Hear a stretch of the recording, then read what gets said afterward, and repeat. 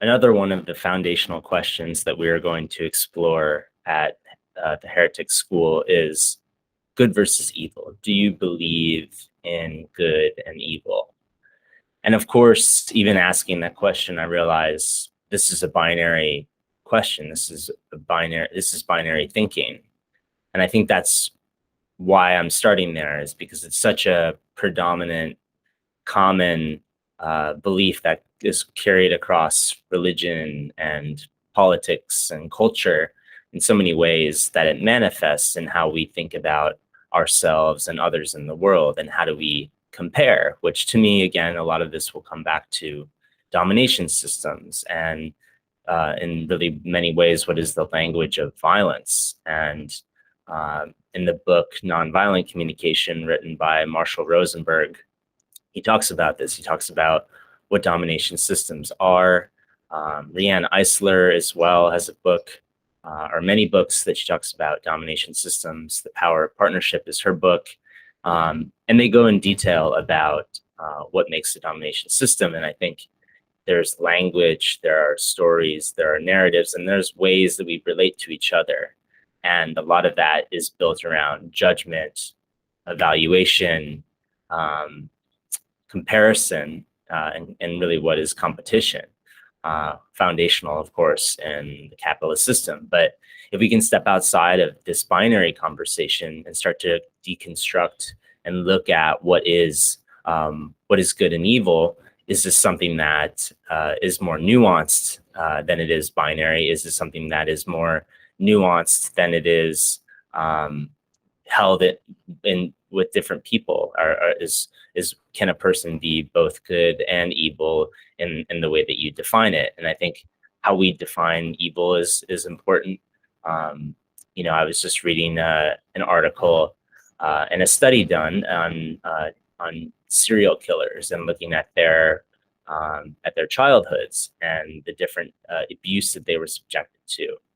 And what they found is that based on the certain abuse that they were subjected to, whether it be sexual or psychological or emotional, you could then predict what type of murders, what type of things that they would do to other people based on essentially that archetype, that experience that they had.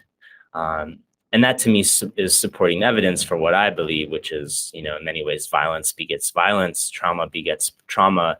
This is a cycle that it has been, for as long likely as we've had humanity around, we've had violence, we've had trauma, and I think there has now reached a point where we have a level of trauma that is overwhelming. It's overwhelming us individually. It's overwhelming our systems. It's overwhelming our society and the way that we interact with each other, because we haven't processed that, probably for generations, depending on who you are. Obviously, many of us will have different trauma experiences, and our family line can have different trauma experiences. So I think this is an important question to explore, because if you think people are evil, you may think that there are certain things that can be done to them. And I think talking about restorative justice versus the criminal justice and capital punishment system that we have in the U.S., to compare and contrast what you think should be done to certain people.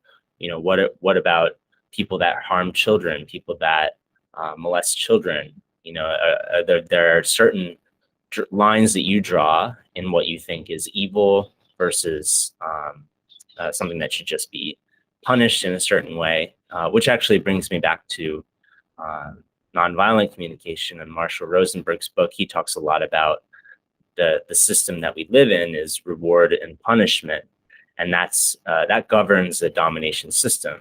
You get rewarded or you get punished. You have this binary option. You do this, get a reward, or if you don't do it, you will get punished, which obviously gives you two choices. And I think a lot of people will choose the reward, especially as children. We'll take the bribe and we will do a certain thing or act a certain way, so to avoid punishment or to get the reward.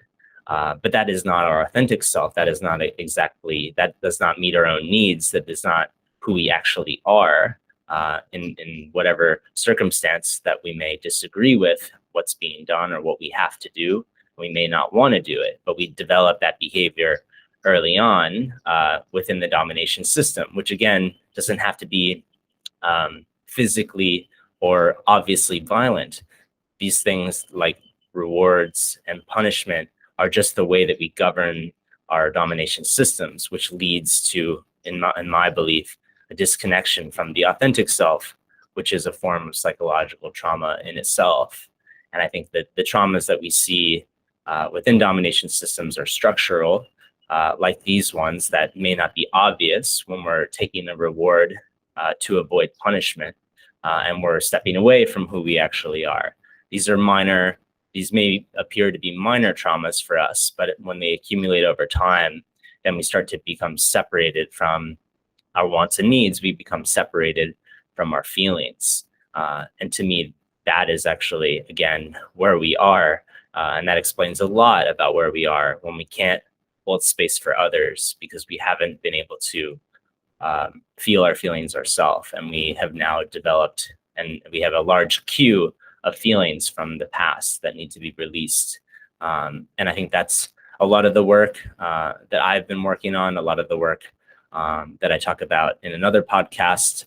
But it has made this possible. It's made it possible for me to start to look at the world differently, to open my mind to other beliefs, to open my mind to other ways of thinking, and open my mind to new information, and to have confidence that I can have my own way of processing that, have my own way of evaluating, is this information true to me, or is it helpful, or is it something that doesn't resonate with me? And I think that's maybe what I'll close on is language is really important within creating a system that works for you, creating a reality that works for you. Language is so important, not only for your way of thinking, but your way of communicating. And I think one of the things that I'm practicing now is trying to remove binary language, trying to remove things like right and wrong, things like good and bad, and replace them with different things. And I think one of the ideas I've had is, instead of saying bad or wrong, I'm just going to say it doesn't resonate with me. And that's something that's a new practice. I catch myself all the time saying things are wrong or bad. Even in these videos, I've done it. And so yeah, now I'm going to say it doesn't resonate with me. And that allows me to hold space for, maybe it resonates with someone else. Maybe it's not wrong to someone else. And can we then create that space where I'm not saying someone else's beliefs are wrong, which of course will make that person uncomfortable, make that person upset, shut down the conversation, and not make space for, again, these conversations that I'm trying to create. So thanks again for listening. And that's all for now.